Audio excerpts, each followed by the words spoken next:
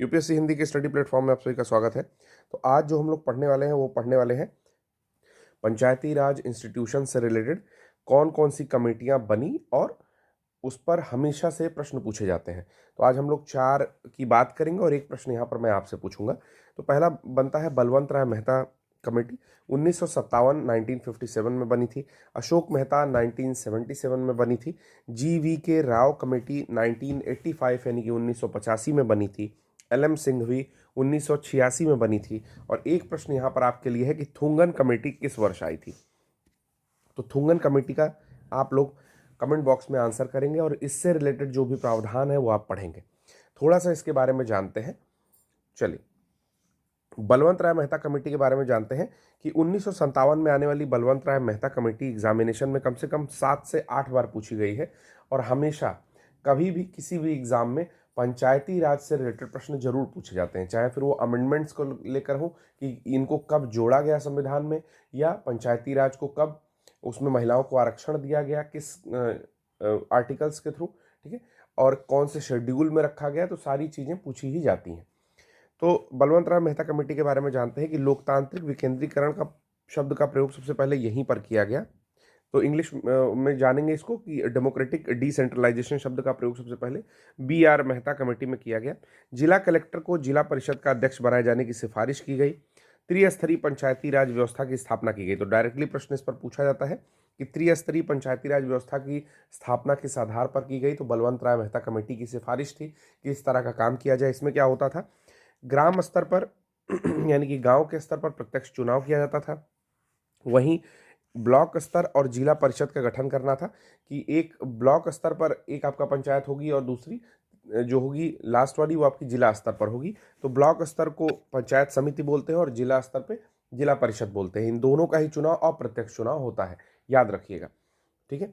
फिर सबसे पहले कौन सा स्टेट है जिसने लागू किया। तो 1956 में नागौर जिले में राजस्थान ने बलवंत राय मेहता कमेटी की सिफारिश को लागू किया और इसी वर्ष आंध्र प्रदेश ने भी लागू किया। अगला हम लोग कमेटी देखने जा रहे हैं अशोक मेहता कमेटी। अशोक मेहता कमेटी 1977 में आई थी। एक्चुअली तत्कालीन जो सरकार थी, जनता सरकार, उसके द्वारा पंचायती राज संस्थाओं के अध्ययन के लिए इस कमेटी का गठन किया गया था। सिफारिशें क्या थी कि PRIs को दी जाने वाली संवैधानिक मान्यता, यानी कि पंचायती राज इंस्टीट्यूशन, पंचायती राज संस्थाओं को दी जाने वाली संवैधानिक मान्यता। राज्य मंत्री परिषद द्वारा पंचायती राज के लिए एक मंत्री नियुक्त करने का सिफारिश किया गया था कि राज्य मंत्री परिषद जो है वो पंचायती राज के लिए भी एक मंत्री डिफरेंट, मतलब अलग से नियुक्त करे। राज्य स्तर पर योजना बनाने के लिए जिला परिषद को जिम्मेदार बनाया गया कि कोई भी योजना अगर राज्य स्तर पर बन रही है तो उसके लिए जिला परिषद जो है जिम्मेदार होगा। राजनीतिक दलों को चुनाव के हर स्तर में भागीदारी, तो ये किसके द्वारा किया गया था। तो ये अशोक मेहता के द्वारा किया गया था कि जितने भी राजनीतिक दल हैं वो अब हर स्तर में चुनाव की भागीदारी करेंगे, ठीक है। 3 टियर सिस्टम को यहाँ पर 2 टियर सिस्टम से रिप्लेसमेंट की बात की गई थी। तो ये पॉइंट याद रखने लायक है क्योंकि कभी कभी प्रश्न में ये भी पूछता है कि 3 स्तरीय पंचायत और 2 स्तरीय पंचायत क्रमशः किसने सुझाव दिया। तो याद रखिएगा, त्रिस्तरीय पंचायत BR मेहता यानी कि बलवंत राय मेहता कमेटी और द्विस्तरीय पंचायत अशोक मेहता कमेटी के द्वारा सुझाव दिया गया। जो तीसरी हम लोग पढ़ने जा रहे हैं GV के राव कमेटी, ये 1985 में आया था। क्या क्या बातें इसमें की गई थी, क्या क्या सिफारिशें थी। पहला है कि नियमित चुनाव का होना, ठीक है। तो ऐसा कुछ हो कि नियमित चुनाव हो। तो पहली बात ये सुझाव की गई थी। जिला परिषद के मुख्य कार्यकारी अधिकारी के रूप में कार्य करने के लिए DDC यानी कि जिला विकास आयुक्त का पद एक बनाया जाए। तो जिला विकास आयुक्त का पद जो है वो GV के राव कमेटी के सुझाव से आया था। जिला परिषद को प्रमुख महत्व और उस स्तर के सभी विकासात्मक कार्य दिए जाने, कि जो भी जिला स्तर है उसको महत्व दिया जाए और जिला स्तर के यानी कि जो भी कार्य ऐसे डेवलपमेंटल कार्य डिस्ट्रिक्ट लेवल के होंगे वो किसको दिए जाएंगे। तो जिला परिषद के अधीन किए जाएं, जिसका प्रभाव आज आप देख सकते हैं। LM सिंघवी कमेटी है, 1 वर्ष बाद यानी कि 1986 में आई थी। क्या क्या इसमें बातें की गई, क्या क्या सुझाव दिया गया।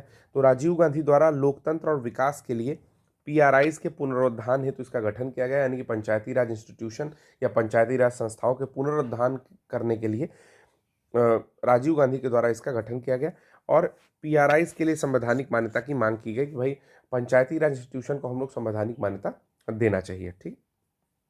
इसके बाद एक प्रश्न मैंने ऊपर आपसे पूछा कि थुंगन कमेटी किस वर्ष आई, आपको कमेंट बॉक्स में बताना है कि किस वर्ष आई और इसके क्या इंपॉर्टेंट वर्क था। अगर कोई एक वर्क लिख सकते हो तो उसको बता दीजिएगा। दूसरा, एक बुक के बारे में मैं आपसे पूछ रहा हूँ कि तहजीब उल अखलाक प्रीवियस ईयर में आई हुई है, 2022 में आप इसको देख सकते हैं। तो ये बुक किसने लिखी? तहजीब उल अखलाक। आपको कमेंट बॉक्स में इन दोनों प्रश्नों के उत्तर करने हैं और आपको बताना है कि ये जो शॉर्ट सीरीज चल रही है क्या वो अच्छी है या नहीं, क्या उससे आपको फ़ायदा हो रहा है या नहीं। आज के लिए बस इतना ही, धन्यवाद।